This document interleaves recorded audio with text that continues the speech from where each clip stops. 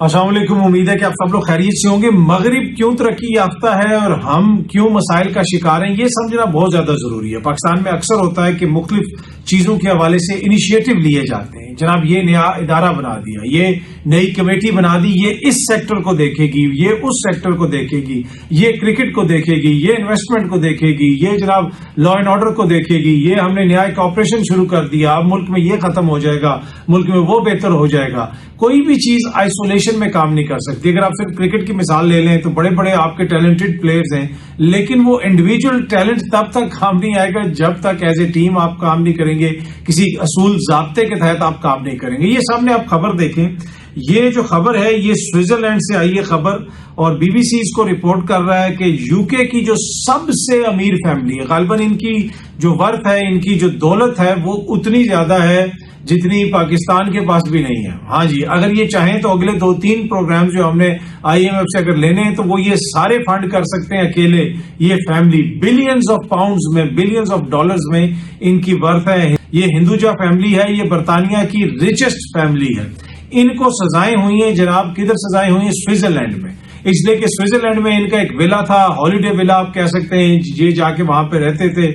کچھ انہوں نے وہاں پہ اپنے گھر کے جو ڈومیسٹک ہیلپ ہیں یا سروینٹس ہیں ان کو انڈیا سے وہ لے کے آئے ہوئے تھے۔ ان کے اوپر کیس ہو گیا کہ جناب یہ ان کو اتنی تنخواہ نہیں دے رہے جتنی تنخواہ جو ہے سوئٹزرلینڈ کے قانون کے مطابق ان کو ملنی چاہیے۔ اب تنخواہ تو وہ ان کو دے رہے ہوں گے لیکن اتنی نہیں دے رہے، انڈیا کے ریٹ کے حساب سے دے رہے ہوں گے۔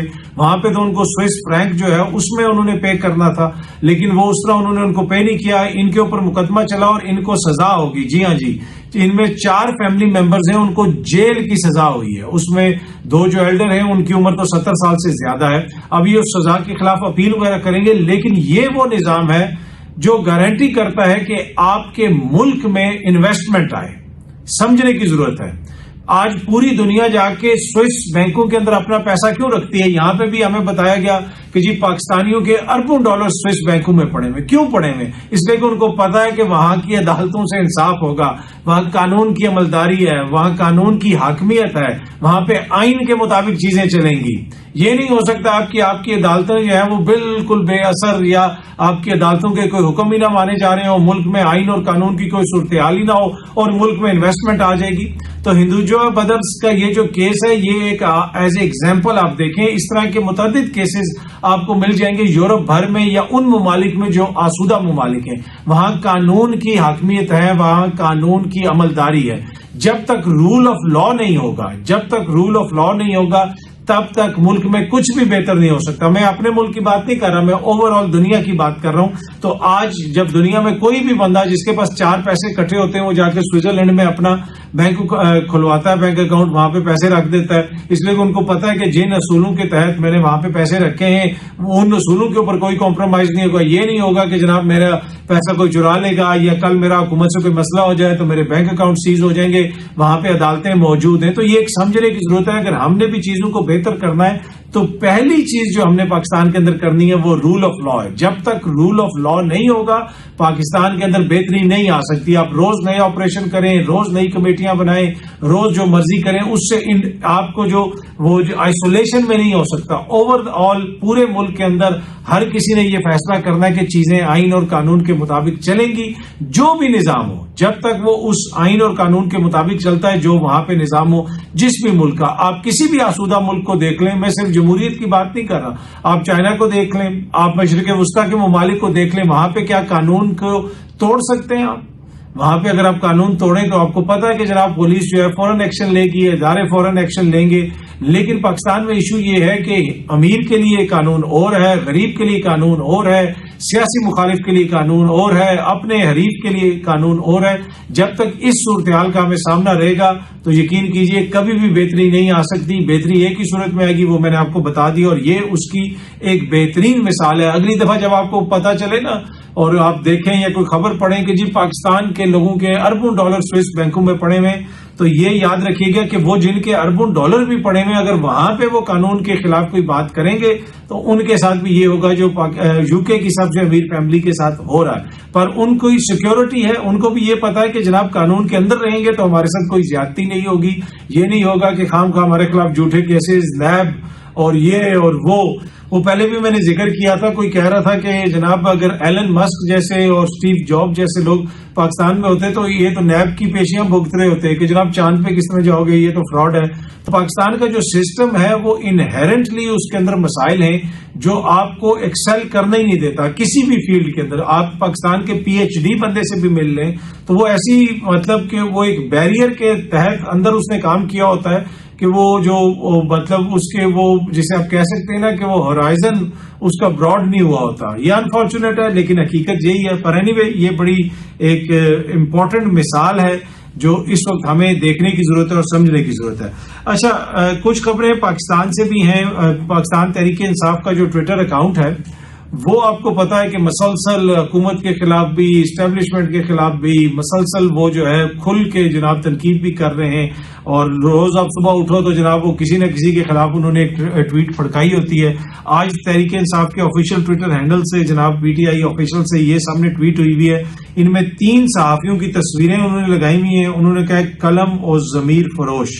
جناب یہ جو 3 صحافی ہیں اس میں منیف فاروق صاحب ہیں, کامران شاہد صاحب ہیں, عادل شاہزیب صاحب ہیں, اور آگے ٹویٹ کے اوپر لکھا ہوا ہے کہ ان کے کرداروں پر ان کی اپنی نسلیں بھی ان کو معاف نہیں کریں گی. اب ان تینوں نے ان شخصیات کا انٹرویو کیا تھا جو لاپتہ تھے, جو غائب تھے, اچانک وہ سامنے آئے اور ان کے پروگرامز میں وہ نمودار ہو گئے.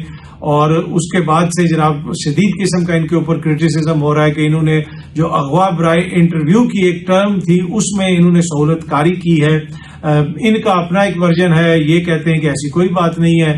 وہ لوگ جو ان کے انٹرویوز میں گئے ہیں ان کا یہ کہنا ہے کہ جی ہمیں زبردستی لے جایا گیا, مار پیٹ کے لے جایا گیا. وہ اس قسم کے الزامات لگاتے ہیں. شیخ صاحب نے تو کافی لوگوں کو یہ بات بتائی ہے. دیگر دوست جو ہیں جو عثمان ڈار صاحب ہیں اور اس کے علاوہ صداقت عباسی صاحب وہ بھی آف دی ریکارڈ بہت کچھ بتاتے ہیں. تو آئی ڈونٹ نو کہ کبھی وہ کھل کے آئیں گے اور ٹی وی پہ یہ ساری چیزیں بتائیں گے. پر تحریک انصاف جو ہے بالکل اس حوالے سے واضح ہے اور وہ ان کے اوپر یہ جو ہے کہتی ہے کہ جناب ان لوگوں کا جو کردار تھا وہ قطعاً آئین اور قانون کے مطابق نہیں تھا اور بڑے سخت الفاظ میں ان کے اوپر وہ تنقید کر رہے ہیں. اچھا جی, وزیر داخلہ نے آزاد کشمیر میں فرنٹیئر کانسٹیبلری تعینات کرنے کی منظوری دے دی ہے. وزیر اعظم آزاد کشمیر سے ان کی ملاقات ہوئی ہے. امن و امان کے لیے جناب وہاں پہ فرنٹیئر کانسٹیبلری بھیجی جائے گی. جب پہلے کشمیر میں سارا مسئلہ ہو رہا تھا اس وقت ہمارے وزیر داخلہ جو ہیں وہ آئرلینڈ میں تھے اور انہوں نے کہا کہ جی میرا اس سے کیا کام ہے, وہاں پہ تو وہ کشمیر کی حکومت دیکھتی ہے. لیکن اب جو ہے پتہ چلا کہ کام تو ہے ان کا بھی ہے, رینجرز جو ہے وہ بھی انہی کے ماتحت ہے. لیکن اب یہ فیصلہ کیا گیا کہ جناب وہاں پہ اب ایف سی بھیجی جائے گی. اچھا, عید کے اگلے روز یا عید کے دنوں میں ہی کوئٹہ کے قریب جو ہے 10 جو افراد اغوا ہوئے تھے وہ ابھی تک بازیاب نہیں ہو سکے.